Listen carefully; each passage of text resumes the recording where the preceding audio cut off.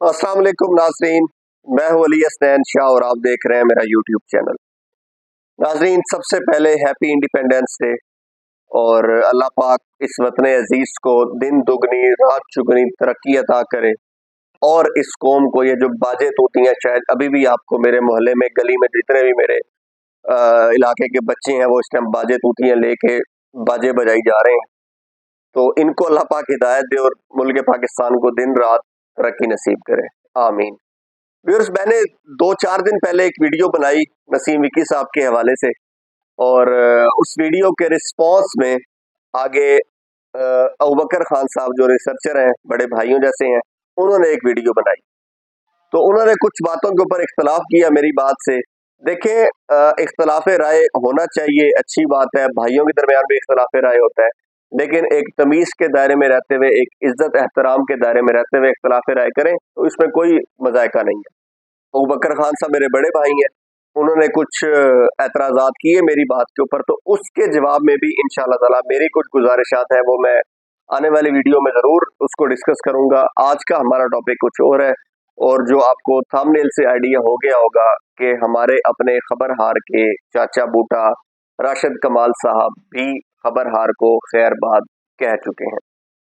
उनके खैरबाद कहने में और दीगर आर्टिस्ट हजरात के खैरबाद कहने में थोड़ा सा फर्क रहा, क्योंकि कुछ आर्टिस्ट हजरात जो छोड़ के पहले गए, वो जिस दिन छोड़ के जाते हैं या उससे वेरी नेक्स्ट डे एक इंटरव्यूज का सिलसिला शुरू हो जाता है, जिसके अंदर वो तरह तरह की बातें करते हैं, सो एक्सक्यूजेस उसके अंदर बयान करते हैं कि ये मसाइल थे, ये वजूहात थी जिनकी बिना पे मैंने छोड़ा, और मुख्तलिफ किस्म के इल्जाम लगाते हैं। लेकिन राशिद कमाल साहब की तरफ से सो फार अभी तक मेरी नजर से कोई उनका इंटरव्यू नहीं गुजरा या उन्होंने ऐसी वैसी कोई बात नहीं की, और राशिद कमाल साहब ऑन अ गुड नोट छोड़ के गए। छोड़ने की वजह मैं आपको बता देता हूँ। देखिए, हमारे जो आर्टिस्ट हजरात हैं जो थिएटर करते हैं, वो शायद प्रोड्यूसर से उनके कुछ मामला चल रहे होते हैं, कुछ एडवांस पकड़े होते हैं, कोई इस तरह के मामला होते हैं। ये जो थिएटर के लोग हैं वो ज्यादा बेहतर समझते हैं इस चीज को। राशिद साहब का भी यही मसला था, पहले वो दुबई रहे, यूएई में थे, तो जाहिर है जो प्रोड्यूसर्स थे उनको भी पता था कि यार एक बंदा मुल्क से बाहर है, तो उन्होंने उनको तंग नहीं किया। लेकिन जब से वो पाकिस्तान आए हैं तो उनको मुसलसल थिएटर करने पे मजबूर किया जा रहा था, उन्हें कहा जा रहा था कि आप आके थिएटर करें, अपने मामलात क्लियर करें। लेकिन खबरहार में मसरूफियत की वजह से वो थिएटर को प्रॉपर टाइम नहीं दे पा रहे थे। अब आके पाकिस्तान उन्होंने वापस आए हुए भी 2 माह तकरीबन होने वाले हैं, अब आके उन्होंने रिक्वेस्ट की थी कि जी मुझे कुछ प्रॉब्लम्स है, कुछ इश्यूज हैं, मैं फुल टाइम खबरहार को नहीं दे सकता, थिएटर मेरी मजबूरी है, मैंने थिएटर को भी टाइम देना है, तो अब बताएं मेरे लिए क्या हुक्म है। तो हमारी तरफ से, जफर इकबाल प्रोडक्शंस की तरफ से उनको यही कहा गया कि पहले आप अपने थिएटर के मामलात क्लियर करें, उनको सेटल करें, उसके बाद आके आप खबरहार ज्वाइन कर लीजिएगा। क्योंकि सिर्फ खबरहार नहीं है, बल्कि खबरहार के अलावा पूरा एक शो चाचा बूटा जो एक प्रोग्राम है, पूरा उनको दे दिया गया है। वो एक बाकायदा एक कैरेक्टर बनाया गया आफ्ताब साहब की तरफ से, और उसको बड़ी वजीराई मिलती है उस कैरेक्टर को, तो वो एक कैरेक्टर भी उनके जिम्मे है। तो जाहिर है उसकी रिकॉर्डिंग खबरहार डेज से हट के ही होनी थी ना, 4 दिन तो वैसे ही खबरहार की रिकॉर्डिंग करनी है, तो इसलिए ये पॉसिबल हमारे लिए भी नहीं था इस तरह मैनेज करना, राशिद कमाल साहब के लिए भी पॉसिबल नहीं था, तो उन्होंने थिएटर को ज्वाइन करना ज्यादा बेहतर समझा। और दूसरी बात मैं ये समझता हूँ कि उनको भी ये बात फील हो रही थी कि उनका जो थिएट्रिकल करियर है वो मरा जा रहा है। अब ये उनका अपना फैसला है, उनको खुद बेहतर लगा होगा कि जी टीवी या खबरहार से ज्यादा उनको थिएटर ज्यादा प्यारा है, तो उन्होंने थिएटर को प्रेफरेंस दी।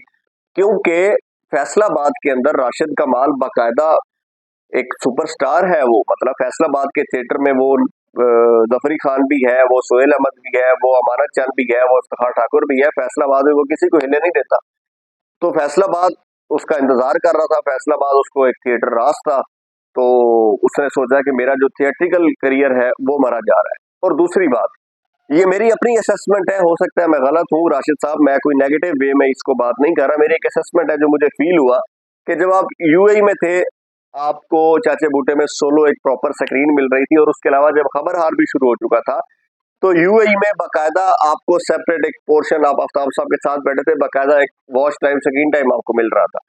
लेकिन जब पाकिस्तान आए, फिर बबू भाई वापस आ गए, तो जाहिर है बबू भाई को उस फर्मे का पता है, उन सेगमेंट्स का पता है, वो सेगमेंट्स किस तरह लेके चलने हैं। आप नए आए थे, वो तो पुराने थे, तो उनको आइडिया था कि किस तरह लेके चलना है। तो जाहिर है आपने देखा कि यार इधर वसीम पुन्नू भी है, अकरम उदास भी है, बब्बू राणा भी है, दीगर लोग भी हैं, तो मुझे तो वो वाली चीज नहीं मिल रही जो जिस चीज के आप आदी हो चुके हैं सोलो स्क्रीन के।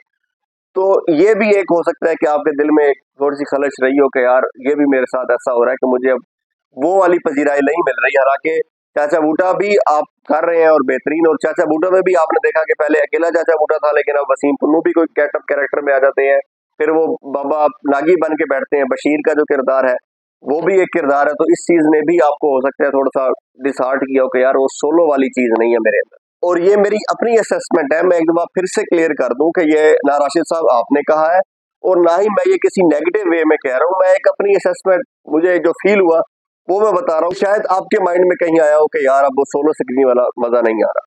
तो बस ये थी आज की खबर राशिद कमाल साहब के हवाले से कि राशिद कमाल साहब फिलहाल तो खबरहार से वो खैर बात कह चुके हैं, अल्लाह हाफिज कह चुके हैं खबरहार को, और उन्होंने थिएटर ज्वाइन कर लिया है फैसलाबाद में जाके। अब कल कला को वो कोई नया शो ज्वाइन करते हैं, लाहौर में रहते हुए शो ज्वाइन करते हैं, तो ये फिर वाकई ज्यादती होगी, क्योंकि हमें जो उन्होंने एक्सक्यूज दिया और एक वैलिड एक्सक्यूज था जिस चीज को हमने फील किया कि वाकई यार अगर एक बंदा अगर एक बंदे को मसाइल दरपेश हैं, और राशिद कमाल साहब ने यहाँ तक कहा कि यार उनको थ्रेट्स दी जा रही हैं, बाकायदा थ्रेट किया जा रहा है कि भाई आप आके अपने मामला क्लियर करो, तो अब यहाँ तक अगर बात है तो फिर तो समझ आती है। और इदारे की तरफ से भी उसे कहा गया कि भाई आप पहले अपने वो वाले मामला क्लियर करें, उसके बाद आके आप बाकायदा हमें ज्वाइनिंग दें।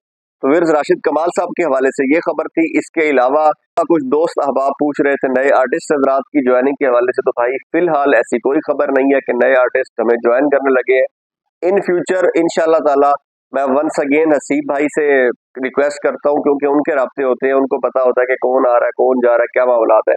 तो हसीब भाई से एक दफा फिर रिक्वेस्ट करके मैं हसीब भाई से पूछ लूंगा कि भाई आप बताएं कौन सा नया आर्टिस्ट कब तक मुतवक्के है कि हमें ज्वाइनिंग दे देगा, क्योंकि मेरे प्रीवियस इंटरव्यू में वो 2-3 हैवी वेट्स के नाम ले चुके हैं। तो हमारी ऑडियंस इस चीज का इंतजार कर रही है कि वो हैवी वेट्स कब हमें ज्वाइन करते हैं खबरहार को।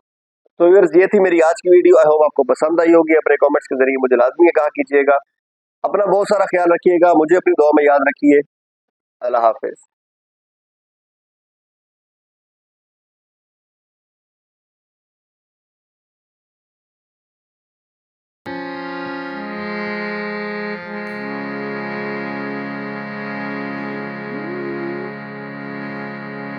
ਪੀੜਾਂ ਨੂੰ ਮੈਂ ਸੀਨੇ ਲਾਵਾਂ ਤੇ ਮੈਂ ਹੱਸਦੀ ਜਾਵਾਂ।